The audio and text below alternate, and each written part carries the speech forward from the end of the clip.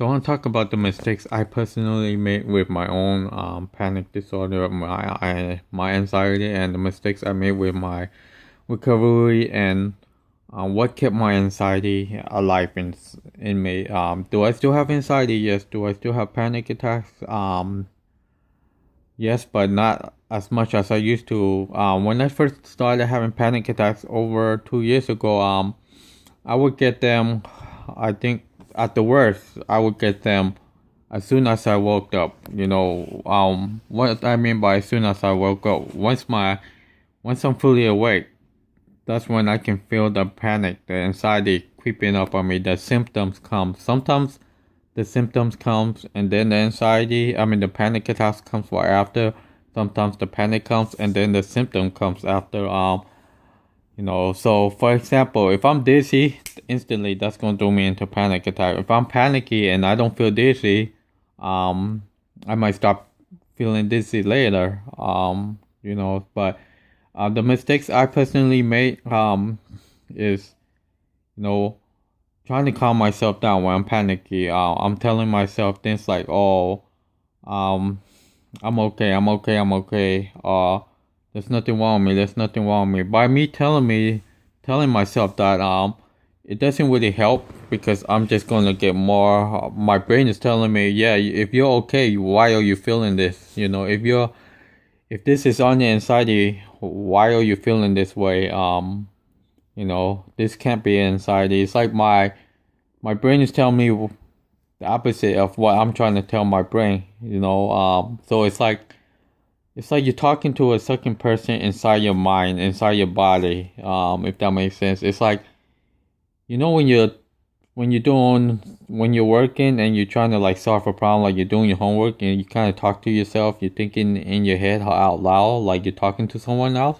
But when you have anxiety, it's like it feels like you're always talking to a second person, but you're not. You're always talking to yourself. It's like asking myself, do I want to eat now?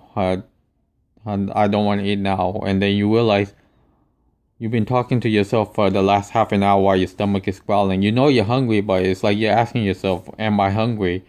Even though you know you're hungry, you're thirsty. And you ask yourself, am I thirsty? It's hot. Do I want to drink water or do I want to drink something else? It's like, come on.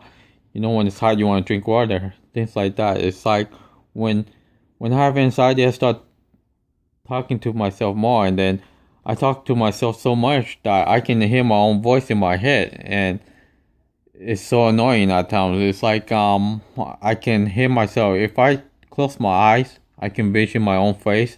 I can hear my own voice saying things. And it gets to the point that that's how I start becoming. That's how I start having negative thinking, overthinking. My mind won't shut up. It's because I keep thinking. I keep talking to myself so much that my brain won't.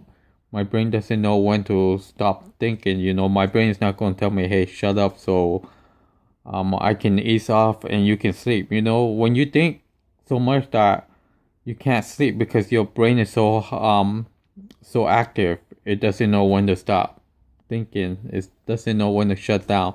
If your brain keeps thinking, you're not going to be able to sleep. It's like even when I turn this TV and I face the wall, so I don't watch TV. I can put something that I don't like to watch, something boring. I still can't sleep. I'm still gonna pay attention to what I'm watching, and then inside my head, and I'm still thinking, and then I'll be like, oh, what am I watching? Why am I watching this? What are they saying? Let's try to understand what they're talking about. And then sometimes I try to change the channel to something else that I don't understand, like in a different language, just so I don't understand. So it will make me not want to listen to what they were saying because I don't understand.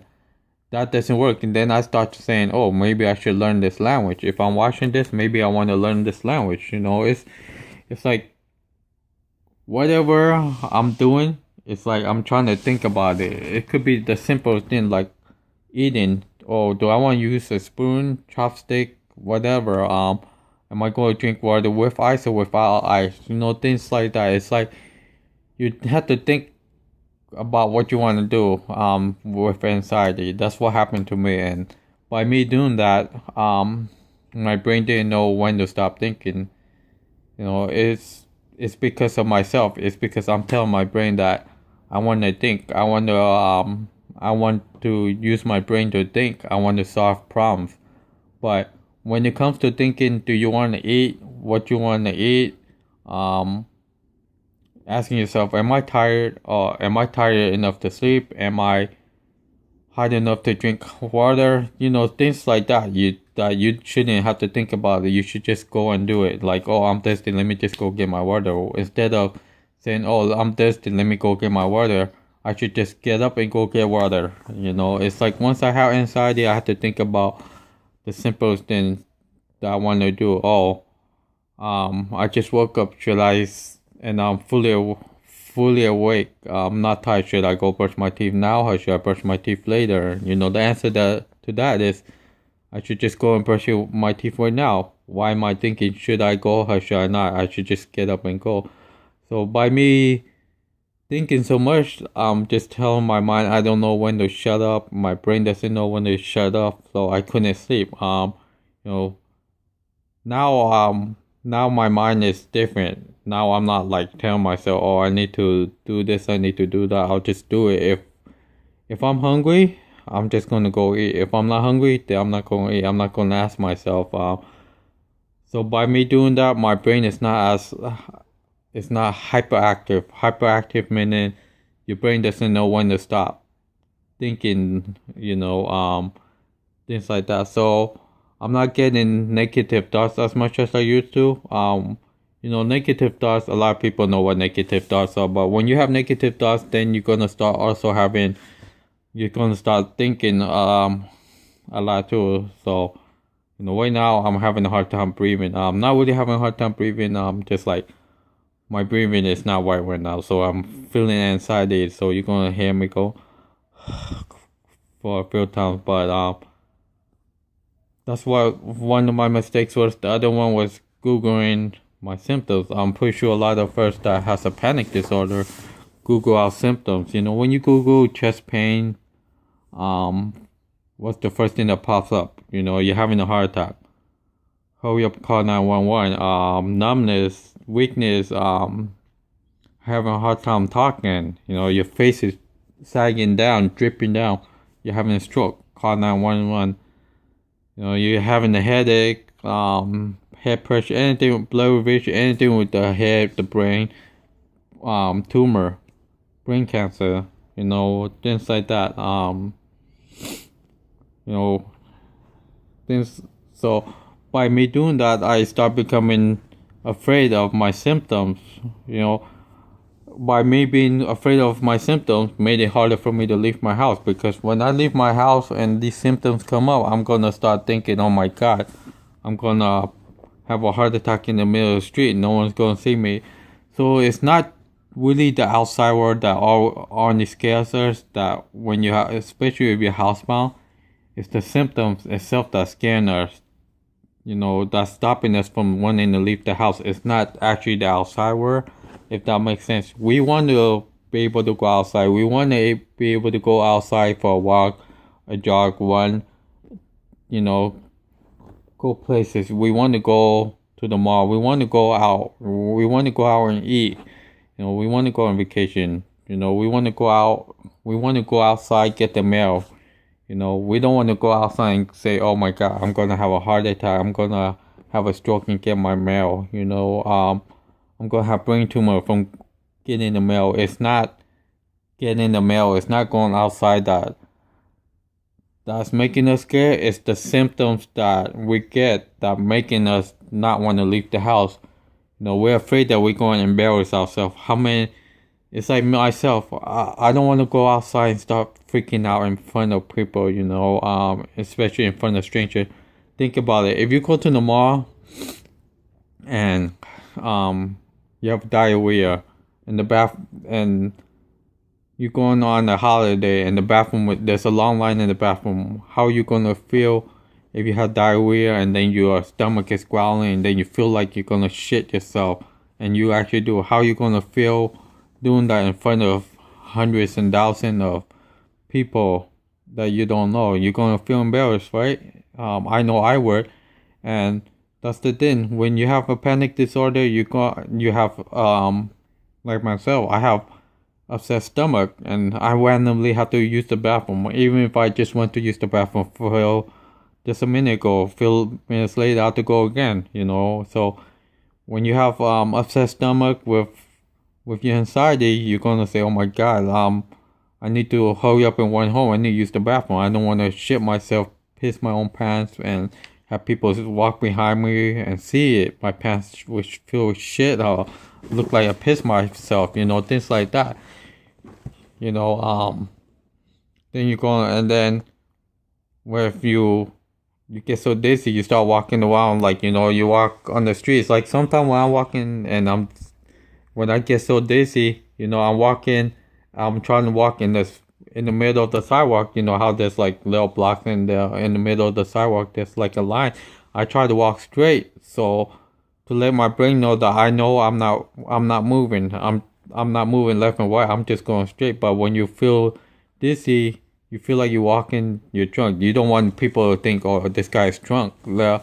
And then he's walking left and right, left and right. You don't want people to say, oh, he's an alcoholic or he's drunk. We better call 911 before he injures himself or hurts someone else. You don't want that. And then in your mind, you'll start saying, oh, I don't want people to think I'm drunk when I'm not drunk.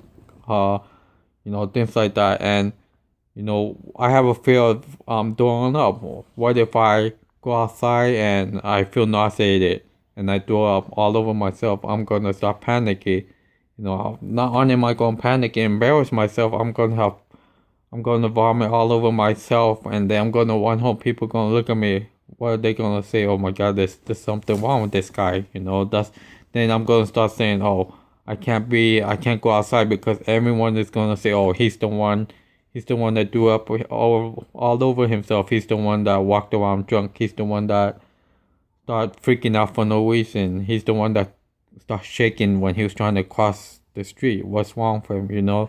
Is the thought that embarrassing yourself away from home. Sure, you're still gonna have a panic attack at home, but only people that's in your family inside your house gonna see you. Not everybody that's outside or looking out their window is gonna see you. So it's not the outside world that we're really scared of. Is the embarrassment that we might think that's gonna happen. But we have to realize that not everyone is gonna stay there and laugh at you, because what happens, if you call 911 because you have a heart attack, do you think the dispatcher is gonna laugh at you? Do you think the EMS, the fire department, or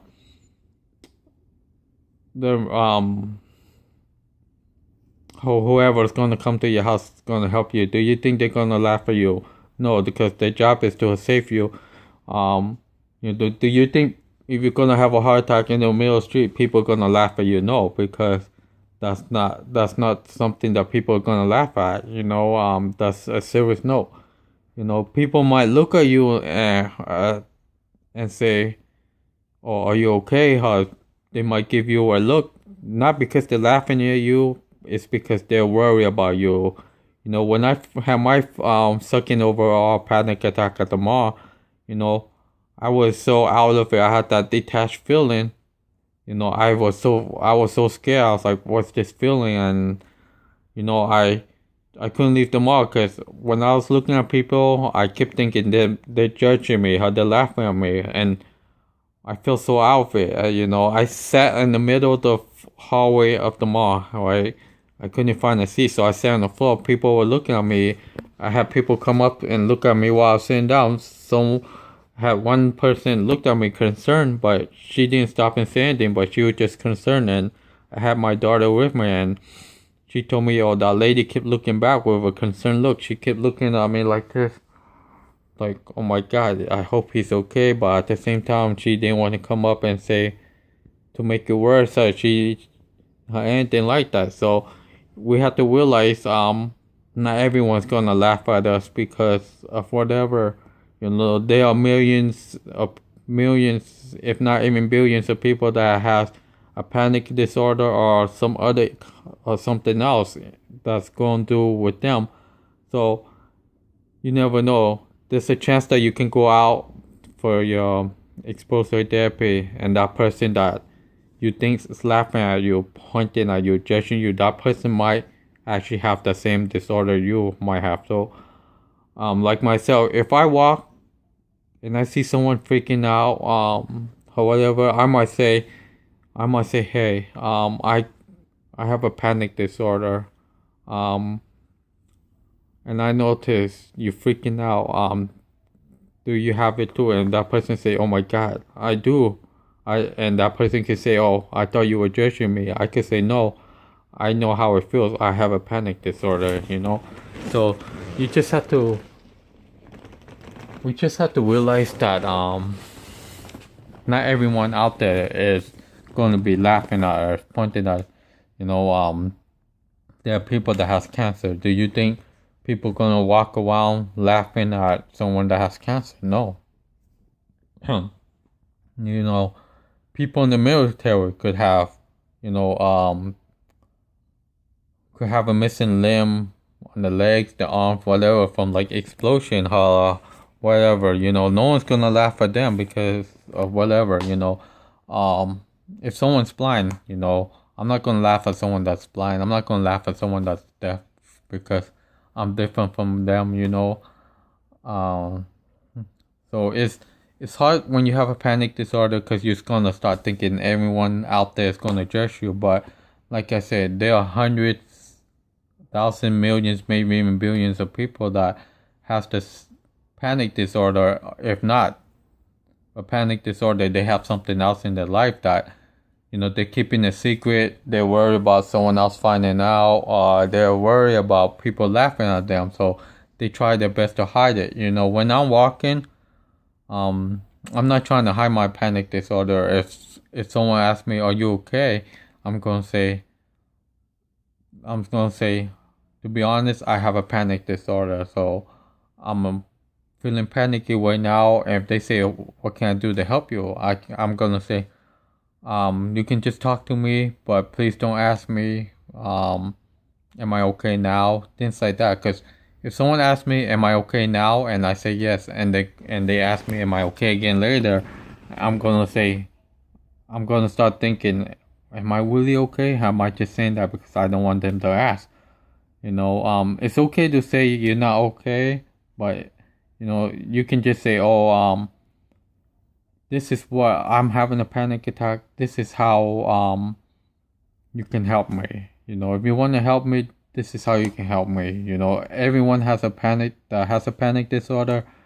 They're gonna say, oh, this is how you can help me, because there's different ways to help everyone with a different panic disorder. How if I'm having a panic attack, you know, this could help me, but it might not help you.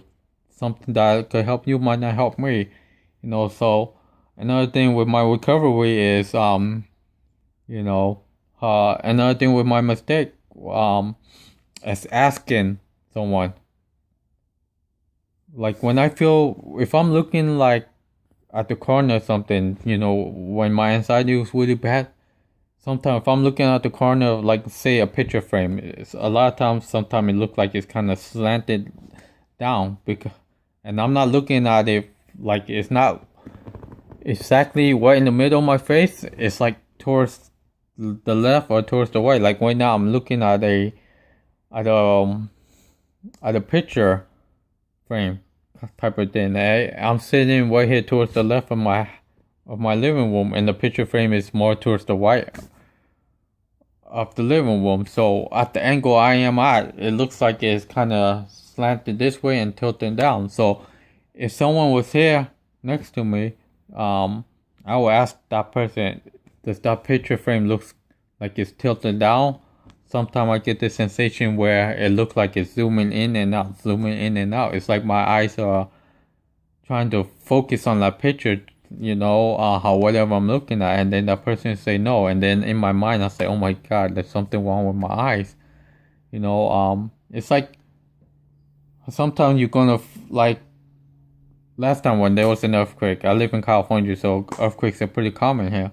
Um, Last October and November we had a couple of earthquakes, and I feel a couple that were like 2 point something, and I would start asking, did anyone feel that? And then people would say no, and then I watch the news, and they say yeah, there was an earthquake. So sometimes when you ask someone that doesn't have a panic disorder, do you feel this? Do you feel that? They're gonna say no, and then you're gonna realize, oh my God, there's something wrong with me. But you have to realize those person that you're asking, they don't have a panic disorder, so they're not gonna feel what you feel. So that's what kept my anxiety alive. So you have to realize, you have to be careful, who you ask, because if they don't know about anxiety, and you ask them, do they feel a certain way? They're gonna say no, I never felt that. Then you're gonna start thinking, oh my God, I'm the only one that felt this way. Then you start looking up. So it's better to ask like a doctor or talk to someone that actually knows the symptoms. They feel the same way, because that person can help you, vice versa. Anyways, that's the mistakes I've been making, but I'm getting better. But that's pretty much it.